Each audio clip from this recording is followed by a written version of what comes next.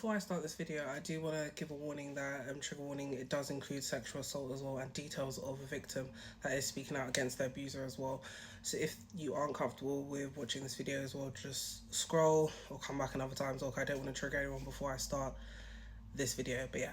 I'm going to start off by reading the caption of the video. Obviously, this came off my suggested post on Instagram. Then I'm going to put notes in or explain basically what she talks about during the video because I didn't believe it was quite lengthy, but I just want to summarize it. So the caption says, on the 13th of September 2025, I was sexually assaulted by Rashid, aka Linkuptv, on a work trip to Birmingham. In my first ever conversation with Rashid, I told him how my main goal is to inspire women, how women should go and get it at any male-dominated industry, no matter how intimidating it seems. What kind of woman would I be if I lied and pretended that the industry is safe for young women like me and allow other people to work around Linkuptv without knowing what happened to me? If the police won't help me and everyone else tries to shut me up, then all I can do is use my voice. I know I'm not alone. So this is a woman called Bia that is speaking out basically. She said that he was meant to be arrested by the police as well. And they said that the police told her that they had enough evidence to charge him with.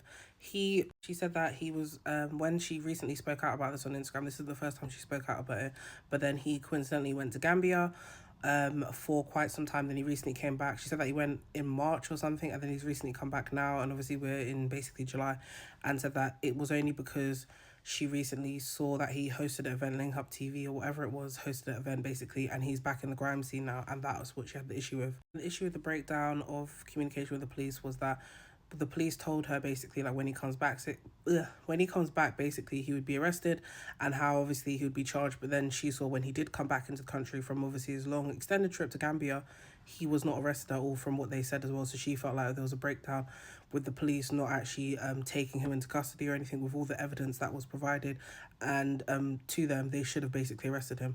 Also, if I am saying allegedly here, I just don't want the video to get taken down. Obviously I do believe Bia's story as well.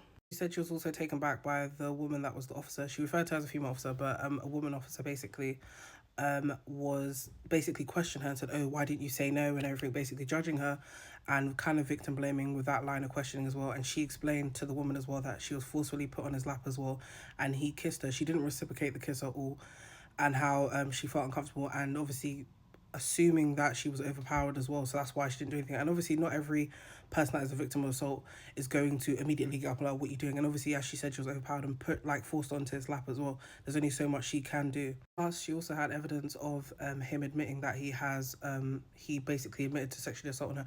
I will be providing those screenshots as well, along with a video that she has uploaded on her page as well, just to show the evidence here. I'm only here to amplify her voice because obviously I feel like she has probably been silenced as well by the police, and obviously the people in the industry that were advocating for her. She did say that there were people that were saying, oh, that's wrong, whatever the case is, but then they're there at the event when he hosted that recent event that he had. And obviously, because this incident happened in Birmingham, so it was the West Midlands police that were dealing with it. When it went down to London now, the Metropolitan Police, I believe they're both based in London. I don't know where he's based, but I'm just assuming.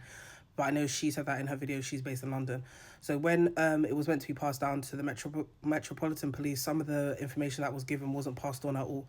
Then the only time she's heard from the that same police officer that was victim blaming her, they said, oh, could you send the evidence in? She sent the WhatsApp communication that they had there in. And while she sent that in, she never heard anything back from them. And she said it's been about 2 to 3 months and she hasn't heard anything. She also alleges that there are other victims as well that she knows of. And, you know, she doesn't want to tell their story because obviously it's their story to tell. And if they didn't want to come forward, that's completely fine. In regards to, like, we can't, how would I word it? As someone is a victim of assault, it doesn't mean that they may have the comfortability to come forward straight away as well, and they also may be dealing with it behind closed doors. There's no timeline as to when is a right time for a victim to come forward. I know people are like, why didn't you save it? Why didn't you save it? You can't put a time on that. So now we're going to move on to the text messages that she did show, and this is the first one here. So obviously this is her talking to Rashid, and he said, far from it.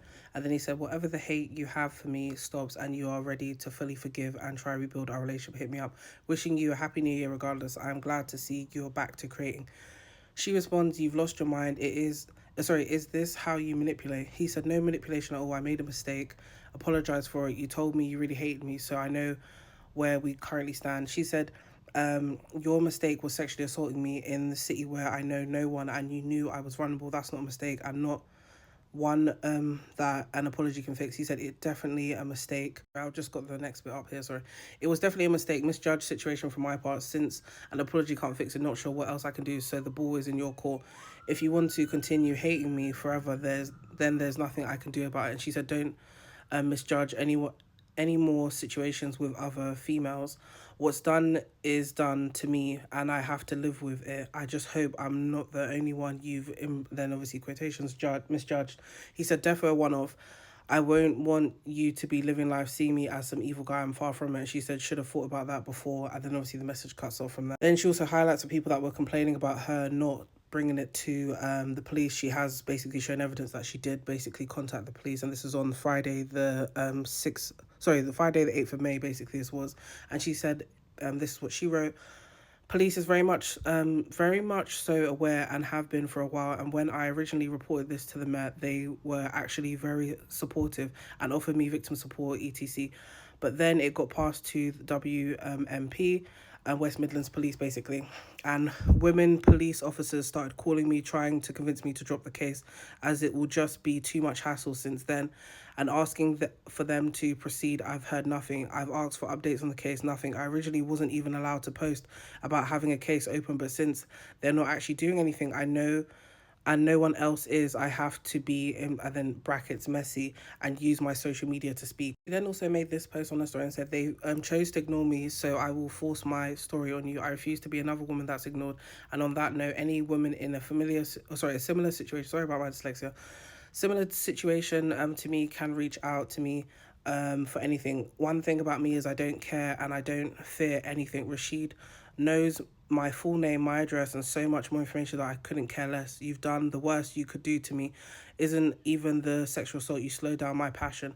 I refuse to be another female that's ignored. Your favourite rappers are lucky I don't sit there and at who ignored my cries for help.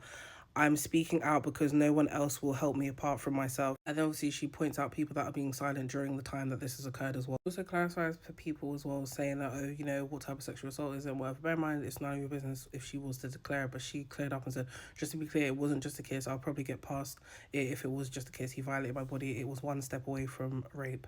Obviously, this is the person that she has accused of sexually assaulting her, who is Rashid. As I mentioned before, he's the owner of Linkuptv, a well-known platform for music. I would say rappers, musicians, whoever it is. And then this is the screenshot that she showed in regards to her talking to Rashid.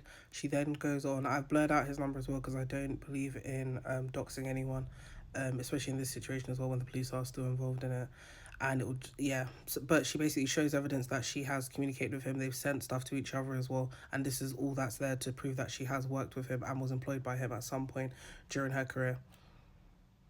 One thing about this situation as well, yeah, is there's going to be so much people that are going to be siding with the man here that has sexually assaulted and admitted to doing that as well. And they're going to come with the whole, oh, she's trying to take a black man down. He tried to take himself down. And it's the same with Michael Ward as well, when people try to say the same shit again. Oh, you know, he had such a whatever career. He ruined his own career. The same way Rashid has ruined his own career here by the alleged sexual assault. And he's admitted to it as well in 4K.